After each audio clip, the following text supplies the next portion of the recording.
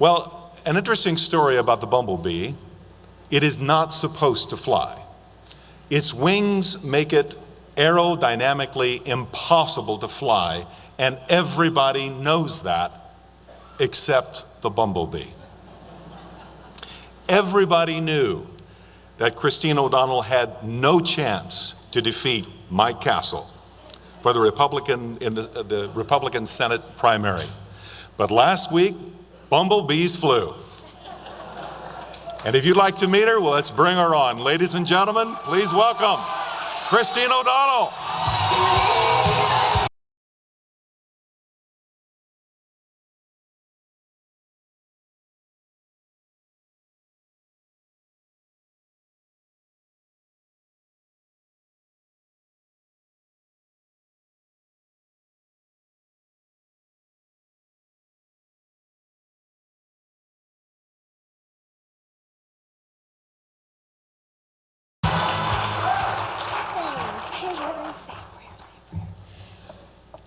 Thank you very much. Where are my fellow bumblebees from Delaware? Hey, you guys are doing an awesome job. Thank you so much. Thank you so much for being here. It's such a delight to be among so many lifelong friends and an honor to have the opportunity to talk to you today about the things that are weighing so heavily on our hearts. I want to start by asking you to think back for a moment to about a year and a half ago when our leaders just took office, our new leaders just took office. Think about how you felt then. Remember the despondency, the anxiety, even a palpable fear for the future of our country. I remember the very first things crossed off the to-do list of our emboldened leaders, forcing us to pay for overseas abortions, ending the Opportunity Scholars Program. That was the one thin thread of hope for inner city and low-income families that would give their children an escape from the failing government schools here in Washington, D.C. How's that for pro-choice? A so-called stimulus bill that spent $1 trillion on a Keynesian fantasy while millions of working Americans lost their jobs and watched their savings disappear. But it didn't end there, did it? They started talking about Obamacare and the bailouts, one industry after another, and our forces in Iraq and Afghanistan, confusion everywhere with chatter about withdrawal dates, plans for closing Gitmo and trying terrorists in Manhattan, looming Supreme Court vacancies. Do you remember it? I know I do. And the conservative movement was told to curl up in a fetal position and just stay there for the next 8 years, thank you very much. Well, how things have changed.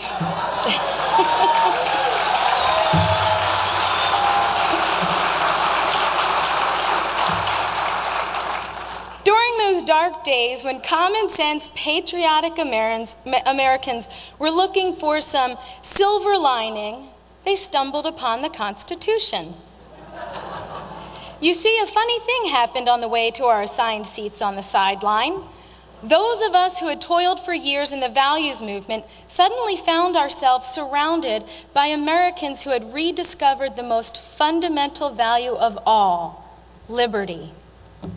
These Americans were finding answers to the current problem that threatens our future in the wisdom of our once threatened past. Our friends and neighbors began to join us at the rallies and beneath the "Don't Tread on Me" flags, waving the homemade signs. They were looking around and saying, as Speaker Gingrich often says, "There are more of us than there are of them."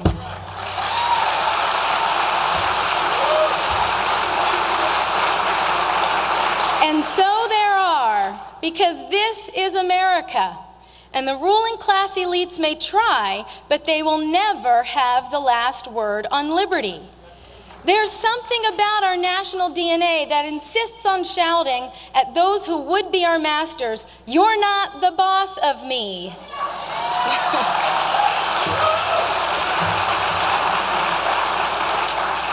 Thomas Jefferson said the same thing, but perhaps a little bit more eloquently. He said, the issue today is the same as has been throughout all history, whether man shall be allowed to govern himself or ruled by a small elite. That is the question, isn't it? And the verdict is in. The small elite don't get us. They call us wacky. They call us wingnuts. We call us we the people.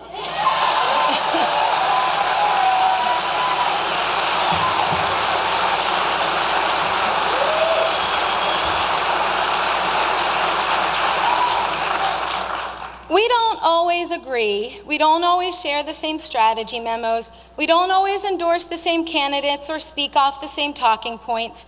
We're loud, we're rowdy, we're passionate. That too. It reminds me of the C.S. Lewis Narnia books, where the little girl asks someone about Aslan the lion, who represents God, and she says with a little concern over such a fearsome lion, "Is he safe?" And her friend says, "Safe? Who said anything about safe? Of course he isn't safe, but he's good." Well,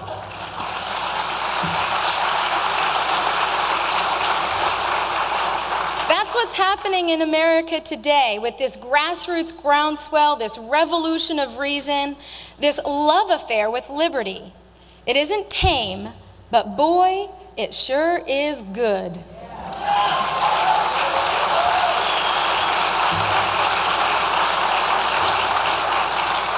Will they attack us? Yes.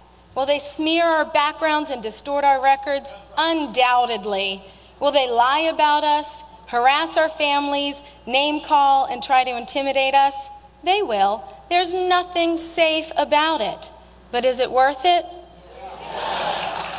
Well, let me ask you. Is freedom worth it? Is America worth it?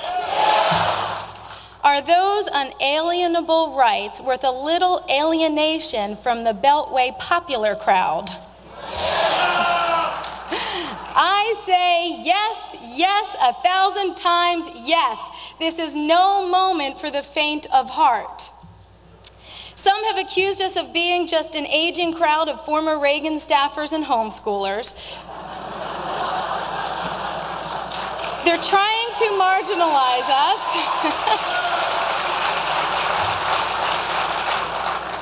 They're trying to marginalize us and put us in a box. They're trying to say we're trying to take over this party or that campaign. They don't get it. We're not trying to take back our country. We are our country.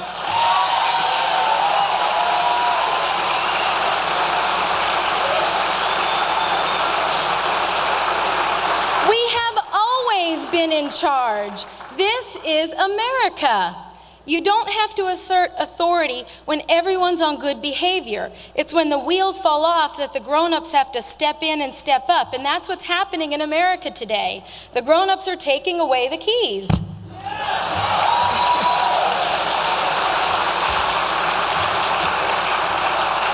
And if I do say so, we've been awfully patient. We've let the incremental assault on our freedoms, our values, our free enterprise, our property rights, our economic stability go way too long.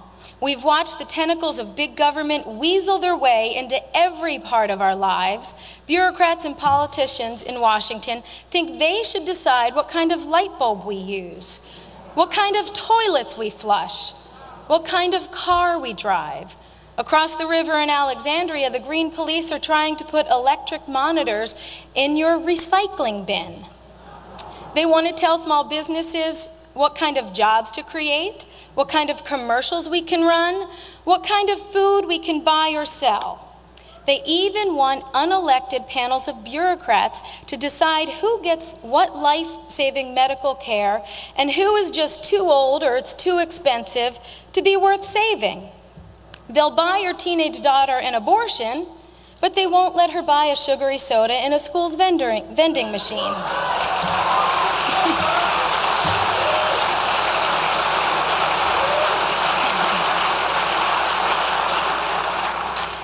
Every child born today in America already owes over $200,000, his or her piece of the national debt and unfunded future liabilities. Folks, this is not good parenting. What kind of mom or dad sticks the bill for today's spending to kids who will have to pay for it tomorrow? Did your mom and dad do that to you? Mine didn't. Are these the values your parents passed on to you? Think about your own parents or grandparents and the sacrifices they made so that you could have a shot at the American dream. I'm one of 6 kids raised by parents who taught me that while life can be hard, hard work makes life better. It was crowded and it was loud, and there were a lot of meatballs to make and many mouths to feed. But my parents struggled to make ends meet, and it was never easy, but they did it. And I'll bet hundreds of you can tell a similar story. And as I got older and set out on my own, it was still a struggle. I never had the high-paying job or the company car. It took me over a decade to pay off my student loans. I never had to worry about where to dock my yacht to reduce my taxes.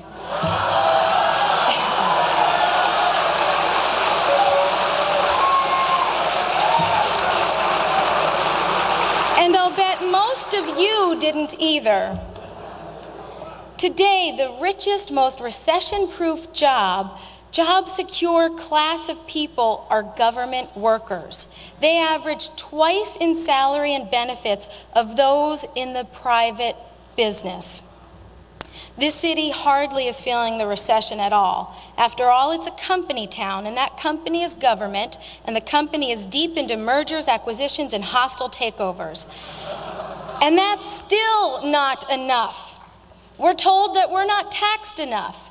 We're told that the dry cleaner down the street who grosses $300,000 before he pays 4 employees and feeds his own family is rich and needs to pay more taxes this coming January.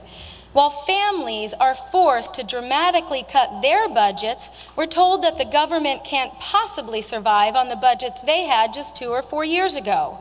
The tax hikes coming in January are just another government bailout, only this time the government is bailing out itself. This is not the America my generation has known. We grew up in a time of peace, in a time of prosperity, with big dreams and bold risks. As the Berlin Wall came down, we sat in front of our televisions and saw the hunger for freedom from the heavy boot of government coming from East Europe.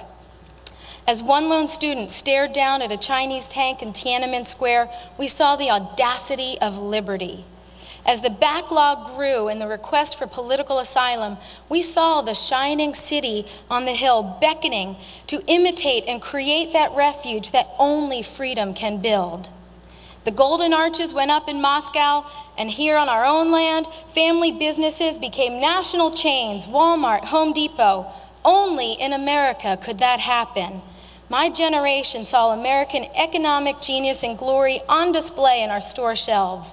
We saw what freedom can do. We saw what happens when people have control over their own money, their property, their labor, their ideas, their risk, and their reward.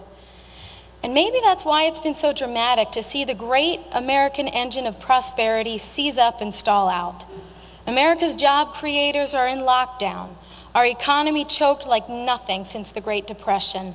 My generation didn't really feel the full impact of the Carter inflation when we were riding our bikes on our safe hometown streets. So this is uncharted territory for us and many younger Americans. And so therefore, it's easy for many of us to believe in the fantasy land narrative about how to fix the problems we now face. We've got politicians telling us that we just need to spend more money to avoid national bankruptcy, or the best way to create a job is to endlessly extend unemployment benefits, or to pass 1,000-page laws that they even admit they haven't read. Yeah, that's the answer. Americans no longer believe these tall tales. When I talk to people out on the campaign trail in Delaware, I'm hearing frustration, not only with the direction in which our country is headed, but with the anti-Americanism that taints every outlet of the ruling class. Americans want our leaders to defend our values, our culture, our legacy of liberty, and our way of life, not apologize and tear her down.